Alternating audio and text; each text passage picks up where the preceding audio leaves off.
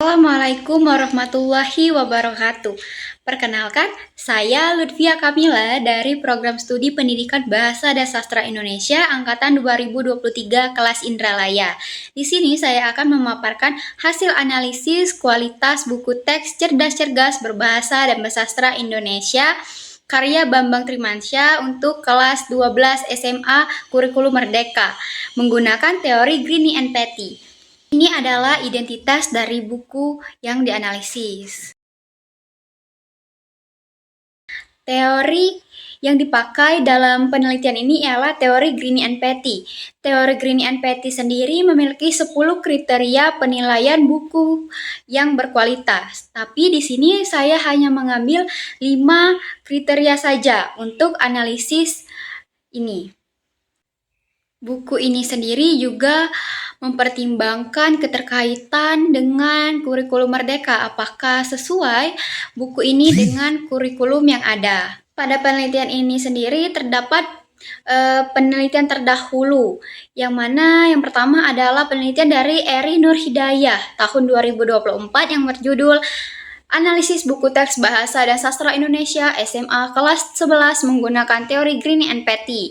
Kemudian yang kedua ada penelitian dari Supriyadi tahun 2018 yang berjudul Kualitas buku teks bahasa Indonesia yang digunakan di sekolah menengah pertama. Nah, yang ketiga ada penelitian dari Najla Salsabila tahun 2023 yang berjudul Analisis buku teks cerdas-cergas berbahasa dan bersastra Indonesia SMA atau SMK kelas 10 Kurikulum Merdeka karya Fadilah Triaulia dan Sevi Indra Gumilar menggunakan teori Greene and Petty. Metodologi penelitian. Yang pertama ialah jenis penelitian. Penelitian ini menggunakan metode deskriptif kualitatif. Yang kedua ialah objek penelitian. Objek pada penelitian ini sendiri ialah buku teks cerdas-cergas berbahasa dan bersastra Indonesia untuk kelas SMA kelas 12 karya Bambang Trimansyah yang digunakan dalam kurikulum merdeka. Buku ini dipilih sebagai objek penelitian karena buku ini merupakan salah satu buku teks yang digunakan di sekolah-sekolah di Indonesia untuk mata pelajaran bahasa dan sastra Indonesia pada SMA kelas 12.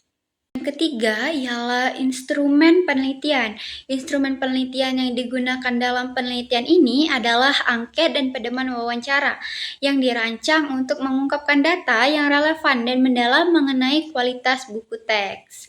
Nah, dapat dilihat pada gambar ada instrumen analisis angket tertutup, instrumen analisis angket terbuka, dan instrumen analisis pedoman wawancara. Yang keempat ialah teknik pengumpulan data. Teknik pengumpulan data dapat digunakan dengan cara wawancara, angket, pengamatan, dan gabungan ketiganya menurut Sugiono tahun 2017. Jadi teknik pengumpulan data yang digunakan dalam penelitian ini adalah angket dan wawancara. Angket sendiri ada dua, yaitu angket tertutup dan angket terbuka. Jadi pada penelitian ini menggunakan angket terbuka dan tertutup agar dapat diperoleh data yang komprehensif dan mendalam. Yang kelima ialah teknik analisis data. Teknik analisis data dalam penelitian kualitatif lebih banyak dilakukan bersamaan dengan pengumpulan data. Menurut Nasution, tahun 1988 menyarankan 3 tahap dalam proses analisis data, yaitu yang pertama, reduksi data.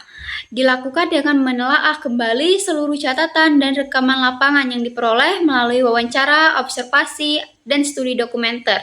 Tahapan kedua adalah display data berdasarkan tema dan polanya. Pola yang nampak akan ditarik suatu kesimpulan sehingga data dan informasi yang dikumpulkan akan bermakna. Yang ketiga, tahap ketiga adalah membuat kesimpulan dan proses verifikasi atas rangkuman data dan informasi yang nampak dalam display sehingga menjadi bermakna. Hasil dan pembahasan. Pada bagian penyajian data hasil analisis, di situ hanya ada data mentah dari hasil yang telah diperoleh. Seperti pada indikator pertama, yaitu atau kriteria pertama, yaitu buku teks harus menarik minat anak-anak, yakni para siswa yang menggunakannya. Pada angket tertutup terdapat 3 buah pertanyaan. Pada angket terbuka Di sini saya hanya memberikan satu buah pertanyaan, yaitu dari segi desain, contoh-contoh gambar dan ilustrasi pada buku cerdas berbahasa dan sastra Indonesia ini apakah mampu membuat Anda tertarik untuk membacanya? Jelaskan alasannya. Di sini saya terdapat banyak sekali jawaban dari 53 responden tersebut. Namun hanya beberapa yang mewakili yang saya transkrip ke bentuk narasi. Kemudian dalam wawancara ini hanya ada 5 orang peserta didik yang menjadi narasumber. Beberapa pertanyaan diajukan untuk pemahaman mereka bagaimana buku ini menarik minat mereka. Kemudian kriteria kedua, yaitu buku teks harus mampu memotivasi siswa yang menggunakannya. Pada angket tertutup, sama seperti sebelumnya, terdapat 3 buah pertanyaan untuk 53 siswa. Pada angket terbukanya, sama seperti sebelumnya, hanya terdapat 1 pertanyaan saja, yaitu apakah Anda merasa buku cerdas berbahasa dan bersastra Indonesia ini menginspirasi dan membuat Anda termotivasi? Jelaskan alasannya. Bagian mana dalam buku cerdas berbahasa dan bersastra Indonesia ini yang paling memotivasi Anda? Pada wawancara, seperti tadi juga, saya hanya mengambil 5 orang peserta didik menjadi narasumber. Menurut mereka, dari kelima siswa tersebut mengatakan bahwa mereka termotivasi. Alasannya itu pada bagian teks tokoh yang menginspirasi, bagian teks cerita, dan banyak kata-kata motivasi. Kriteria ketiga yaitu buku teks harus memuat ilustrasi yang menarik bagi siswa yang memanfaatkannya. Nah, pada angket tertutup seperti sebelumnya juga terdapat 3 pertanyaan untuk 53 siswa. Pada angket terbuka hanya ada 1 pertanyaan, yaitu apakah ilustrasi atau gambar yang ada dalam buku cerdas berbahasa dan bersastra Indonesia sudah cukup membantu Anda dalam memahami konsep materi yang solid? Manakah yang lebih Anda sukai, membaca penjelasan teks atau melihat gambar ilustrasi? Jelaskan alasannya. Di sini saya mentranskrip beberapa perwakilan pertanyaan ke dalam makalah atau laporan ini. Dalam wawancara, terdapat 5 orang peserta didik yang menjadi narasumber. Seperti pertanyaan sebelumnya, apakah ilustrasi atau gambar yang ada dalam buku cerdas berbahasa dan bersastra Indonesia sudah cukup membantu Anda dalam memahami konsep materi yang sulit? Manakah yang lebih Anda sukai, membaca penjelasan teks atau melihat gambar? Jelaskan alasannya. Ada kriteria keempat.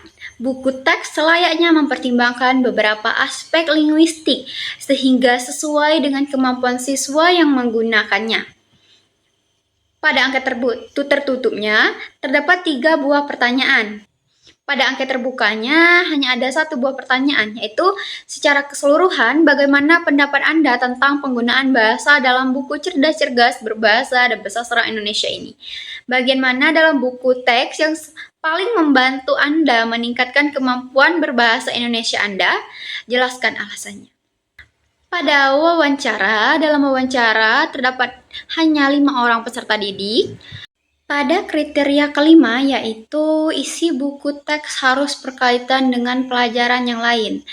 Nah, pada angket tertutup seperti sebelumnya ada 3 pertanyaan untuk 53 responden. Pada angket terbukanya ada 1 buah pertanyaan, yaitu apakah Anda menemukan contoh-contoh di mana materi bahasa Indonesia dihubungkan dengan mata pelajaran yang lain seperti sejarah, biologi, dan lain sebagainya.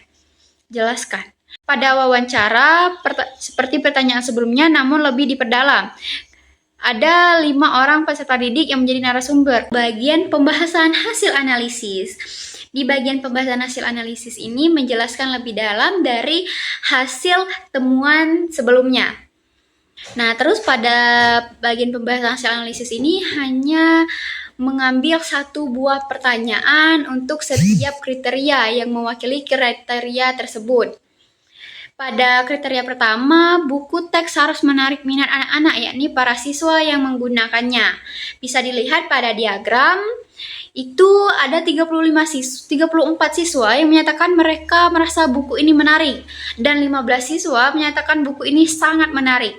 Berarti dari 53 orang responden ada 49 siswa yang berpendapat buku ini menarik dan 4 siswa menyatakan kurang atau bahkan tidak menarik sama sekali. Ini memenuhi kriteria melalui beberapa hal. Yang pertama yaitu penggunaan gambar dan ilustrasi yang relevan dengan topik, warna yang cerah, dan tata letak yang rapi, membuat buku ini menarik secara visual. Yang kedua, penggunaan bahasa yang mudah dipahami, membantu siswa merasa nyaman dan tertarik untuk membaca. Yang ketiga, contoh-contoh nyata dan ilustrasi yang relevan membantu siswa mengaitkan materi dengan kehidupan sehari-hari, sehingga meningkatkan minat siswa. Dengan demikian, buku ini berhasil memenuhi kriteria pertama dari teori Greene and Petty, yaitu buku teks harus menarik minat anak-anak, yakni para siswa yang menggunakannya. Bisa dilihat gambar-gambar di sebelah sana mengenai ilustrasi-ilustrasi yang bisa menarik minat anak-anak yang relevan dan tokoh-tokohnya. Pada kriteria kedua, yaitu buku teks harus mampu memotivasi siswa yang menggunakannya. Bisa dilihat pada diagram itu bahwa 32 siswa menyatakan mereka termotivasi dengan buku ini dan 14 siswa menyatakan mereka sangat termotivasi. Berarti dari 53 siswa yang menjadi responden, ada 46 siswa yang menyatakan mereka termotivasi dan 7 siswa menyatakan mereka kurang atau bahkan tidak termotivasi. Buku ini memenuhi kriteria tersebut melalui beberapa hal, yaitu pertama, buku ini menyajikan berbagai aktivitas dan latihan yang dirancang untuk memotivasi siswa dalam belajar. Setiap bab dilengkapi dengan latihan soal, tugas proyek, dan diskusi kelompok yang mendorong siswa untuk aktif berpartisipasi. Kedua, materi yang disajikan dalam buku ini relevan dengan kehidupan sehari-hari sehingga siswa dapat melihat manfaat langsung dari pembelajaran mereka. Ketiga, buku ini menyajikan nilai-nilai positif yang menginspirasi siswa seperti cerita tentang tokoh-tokoh dan kata-kata motivasi. Dengan demikian, buku ini berhasil memenuhi kriteria kedua dari teori Greene and Petty, yaitu mampu memotivasi siswa yang menggunakannya. Kriteria ketiga yaitu buku teks harus memuat ilustrasi yang menarik bagi siswa yang memanfaatkannya. Bisa dilihat pada diagram, ada 31 siswa yang menyatakan ilustrasi pada buku membantu mereka memahami konsep yang sulit. Ada 15 siswa menyatakan ilustrasi pada buku sangat membantu mereka memahami konsep yang sulit. Berarti dari 53 responden tersebut, ada 46 siswa yang menyatakan ilustrasi buku ini membantu mereka dan 7 siswa menyatakan ilustrasi pada buku ini kurang atau bahkan tidak membantu mereka memahami konsep yang sulit. Buku ini memenuhi kriteria melalui beberapa hal, yaitu ilustrasi dalam buku ini sangat relevan dengan materi yang disajikan. Setiap ilustrasi mendukung penjelasan konsep yang diajarkan dan membantu siswa dalam memahami materi dengan lebih baik. Ilustrasi dalam buku ini memiliki kualitas visual yang baik dengan gambar yang jelas dan detail yang cukup untuk membantu siswa memahami materi. Ilustrasi tidak hanya berfungsi sebagai hiasan, tetapi juga sebagai alat bantu belajar yang efektif. Misalnya pada bab tentang kecerdasan buatan, terdapat banyak ilustrasi yang membantu siswa memahami konsep pembelajaran atau materi yang akan dibahas. Dengan demikian, buku teks cerdas-cergas berbahasa dan bersastra Indonesia ini telah memenuhi kriteria ketiga dari teori Greene and Petty, yaitu membuat ilustrasi yang menarik bagi siswa yang memanfaatkannya. Pada kriteria keempat, buku teks selayaknya mempertimbangkan beberapa aspek linguistik sehingga sesuai dengan kemampuan siswa yang menggunakannya. Bisa dilihat pada diagram bahwa 32 siswa menyatakan buku ini membantu mereka dalam memperluas kosakata bahasa Indonesia dan 18 siswa menyatakan buku ini sangat membantu mereka. Berarti dari 53 siswa yang menjadi responden, ada 50 siswa yang menyatakan buku ini membantu dalam memperluas kosakata bahasa berbahasa Indonesia. Dan 3 siswa menyatakan kurang atau bahkan tidak membantu mereka dalam memperluas kosakata bahasa Indonesia. Ini memenuhi indikator ini melalui beberapa hal, yaitu buku ini menggunakan bahasa Indonesia yang baik dan benar, sesuai dengan kaidah kebahasaan yang berlaku. Buku ini menyajikan berbagai jenis teks, seperti teks naratif, eksposisi, dan argumentasi yang membantu siswa dalam mengembangkan keterampilan berbahasa mereka secara komprehensif. Buku ini memberikan latihan yang cukup untuk mengasah keterampilan berbahasa siswa, membantu mereka memperluas kosakata dan memahami penggunaan bahasa yang benar. Dengan demikian, buku ini berhasil memenuhi kriteria keempat dari teori Greene and Petty, yaitu buku teks layaknya mempertimbangkan beberapa aspek linguistik. Kriteria kelima, yaitu isi buku teks harus berkaitan dengan pelajaran yang lain. Nah, bisa dilihat pada diagram bahwa 37 siswa menyatakan benar. Contoh-contoh dalam buku ini diambil dari berbagai bidang ilmu, dan 13 siswa menyatakan sangat benar. Berarti dari 53 siswa yang menjadi responden, ada 50 siswa yang menyatakan benar jika contoh-contoh dalam buku ini diambil dari berbagai bidang ilmu, dan 3 siswa menyatakan kurang atau bahkan tidak benar bahwa contoh-contoh dalam buku ini diambil dari berbagai bidang ilmu. Buku ini memenuhi kriteria melalui beberapa hal, yaitu buku ini berhasil menghubungkan materi dengan bidang studi lain seperti ekonomi dan bisnis dalam bab tentang kewirausahaan, serta sejarah dalam teks biografi pahlawan dan teks sejarah makanan. Buku ini menyajikan contoh-contoh yang relevan dengan berbagai bidang ilmu, membantu siswa memahami konsep yang dipelajari dalam konteks yang lebih luas. Dengan menghubungkan materi bahasa Indonesia dengan pelajaran lain, buku ini membantu siswa mengembangkan keterampilan interdisipliner yang penting untuk pelajaran holistik. Dengan demikian, buku ini berhasil memenuhi kriteria kelima dari teori Greene and Petty, yaitu isi buku teks harus berkaitan dengan pelajaran lain. Kelebihan dan kekurangan buku. Kelebihan buku bisa kita lihat ada 5 poin. Yang pertama, buku ini menggunakan kombinasi warna yang cerah dan ilustrasi yang menarik untuk menarik perhatian siswa. Kemudian yang kedua, ada buku ini menawarkan berbagai jenis latihan, mulai dari soal, pilihan ganda, hingga tugas kreatif yang dapat meningkatkan motivasi siswa untuk belajar. Yang ketiga, ada setiap ilustrasi dilengkapi dengan penjelasan yang mendukung pemahaman materi, membantu siswa memahami konsep yang sulit. Yang keempat, buku ini menggunakan bahasa yang sesuai dengan tingkat pemahaman siswa kelas 12. Dan yang terakhir, buku ini mengaitkan materi bahasa Indonesia dengan pelajaran lain. Dan kekurangan buku ini ada 5 juga, yaitu meskipun umumnya komunikatif, beberapa istilah dalam buku ini masih dianggap sulit oleh siswa. Yang kedua, beberapa siswa mengatakan bahwa tidak semua kosakata yang diperkenalkan dalam buku ini diimbangi dengan penjelasan yang memadai. Yang ketiga, meskipun buku ini menyediakan berbagai latihan, mungkin masih perlu ada variasi dalam metode penyampaian yang lebih beragam. Yang keempat, buku ini belum sepenuhnya menyediakan panduan tentang cara mengevaluasi pemahaman siswa terhadap materi yang penting untuk mendukung proses pembelajaran yang efektif. Dan yang terakhir, walaupun ada beberapa teks sastra, konteks budaya yang lebih dalam dan beragam masih kurang, yang dapat membatasi pemahaman siswa tentang karya sastra. Pada kesimpulan, buku teks cerdas-cergas berbahasa dan bersastra Indonesia ini ditulis oleh Bambang Trimansyah memiliki banyak aspek positif yang mendukung proses pembelajaran, serta beberapa kekurangan yang perlu diperhatikan untuk meningkatkan efektivitasnya. Secara keseluruhan, buku ini telah memenuhi kriteria dari teori Greene and Petty, serta memenuhi banyak kriteria yang ditetapkan oleh kurikulum Merdeka. Kegiatan belajar yang bersifat fleksibel, berpusat pada siswa, dan pendorong pengembangan kompetensi secara holistik menjadi ciri khas dari buku ini. Dengan pendekatan yang mengutamakan keterlibatan siswa, buku ini berpotensi untuk meningkatkan motivasi dan minat belajar siswa yang merupakan tujuan utama dari kurikulum Merdeka.